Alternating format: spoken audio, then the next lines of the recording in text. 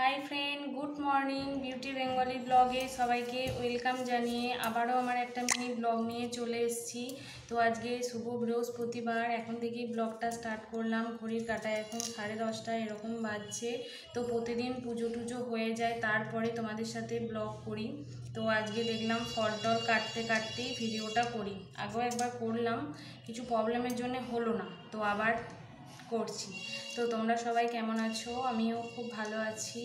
এই যে দেখো, এখন বসে বসে ফল কাটছি। সব ঠাকুরের জায়গা পরিষ্কার করে আলপনা টালপনা দেওয়া সব কিছু কমপ্লিট হয়ে গেছে। এবার ফলটা কেটে পুজো দেব। তো এই কদিন ভালোভাবে ভিডিও দেওয়া হয়নি, তার একটাই কারণ ছেলেটার পরীক্ষা ছিল, তো ওই জন্য দেওয়া হয়নি, কারণ প্রচণ্ড ব্যস্ততার মধ্যেই ছিলাম। তো এই কদিন হয়ে গেছে, পরীক্ষা শেষ হয়ে গেছে, এবার যেমন আমি ব্লগ দিতাম সেই রকমই ব্লগ আমি দেব। তো চাকুতে কাটছি, ওই জন্য কীরকমভাবে হয়ে যাচ্ছে।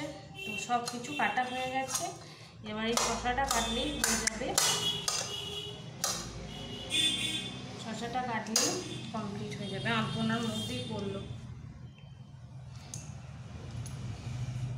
তো একটু ঠাকুরের জন্য ফল নিয়ে এসেছি, কালকে ছেলের পড়া ছিল, দিয়ে ওকে পড়িয়ে নিয়ে একবারে একটু বাজার টাজার করে নিয়ে এলাম।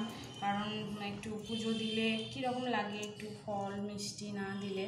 তো আমি থালাটা রেডি করে নিয়েছি, এগুলো এবার পুড়িয়ে নেব। হাতটা এই করতে হবে, এটার মধ্যে সব পুড়িয়ে এখন রাখি।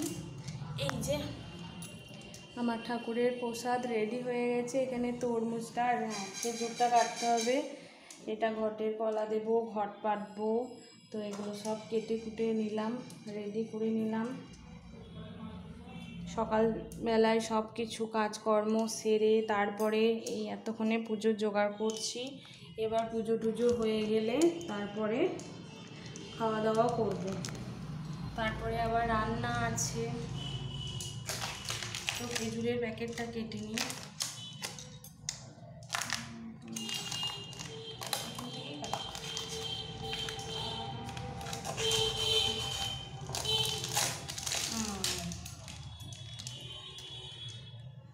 এই তরমুজটা রেখে দিতে হবে।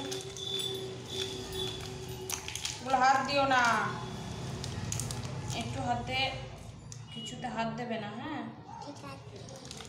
তো খেজুরটাও দিয়ে দিলাম।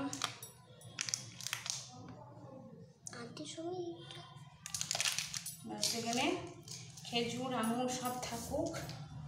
এই যে পুরোটাই রেডি করে নিলাম।